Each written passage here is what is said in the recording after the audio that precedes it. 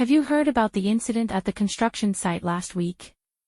It was a real mess. No, what happened? Apparently, they skipped the pressure testing step during the piping installation, and one of the pipes burst, causing a major leak. Oh, that's terrible. How could they overlook it? I know, right?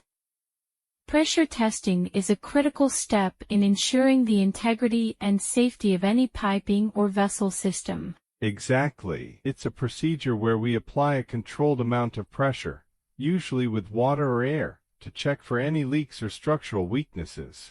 And it's not just about finding leaks, is it? Pressure testing also verifies that the system can withstand the designed operating pressures.